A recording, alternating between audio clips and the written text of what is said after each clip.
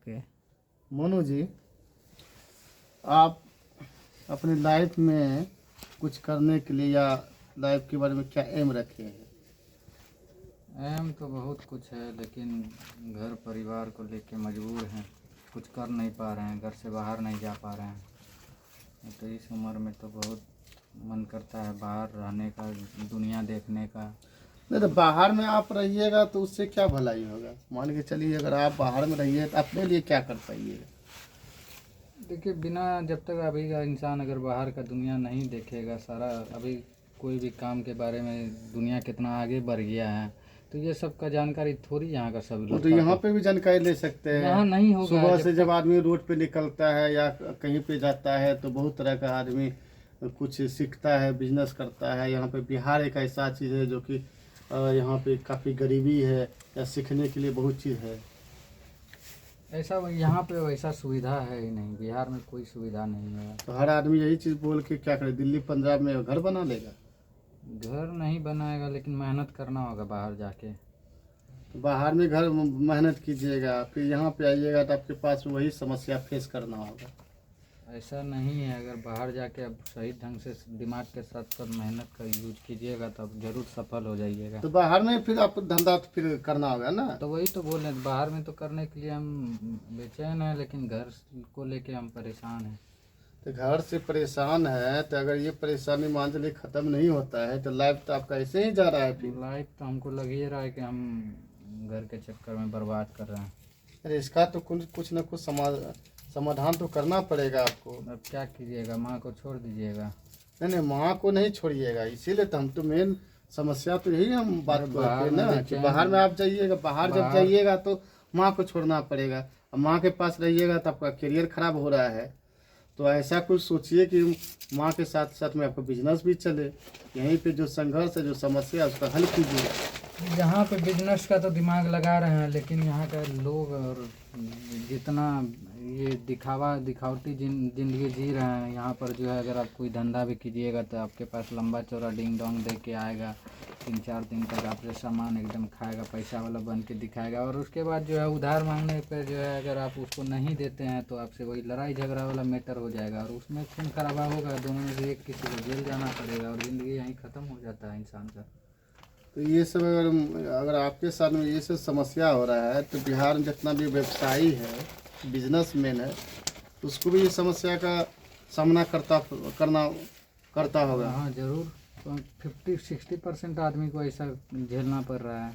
जितना भी दुकानदार है, कोई भी है, परेशान है। ये सब यहाँ जो बिजनेस सोच लीजिए, बिजनेस में सक्सेस यहाँ वही 40% 30% आदमी को ही मिलता है, बाकी 70% बर्बाद हो जाता है ये सब लाइन में जाने के बाद। तो लाइन में जाने के बाद बर्बाद हो जाता है, ठीक है। तो क्यों नहीं यहाँ पे जो है एक नया प्रयास किया जाए, यहीं पे बिजनेस किया जाए, यहीं पे जो है कुछ चीज़ का संघर्ष किया जाए। अगर कुछ कर लेते हैं तो अगल बगल में जो चारों तरफ आपके युवा हैं, जो कि ये चीज़ से, जब आप पढ़े लिखे एकदम जो दिमाग का मजबूत आदमी है, वो इस तरह का निगेटिव बात सामने में रखेगा या कोशिश नहीं नहीं करेगा। ऐसा होता है, ऐसा हम तो बोले ऐसा होता है, ऐसा नहीं है कि ये जो हम बोल रहे हैं तो ये कुछ गलत है, डरा रहे हैं किसी को धंधा पानी करने से।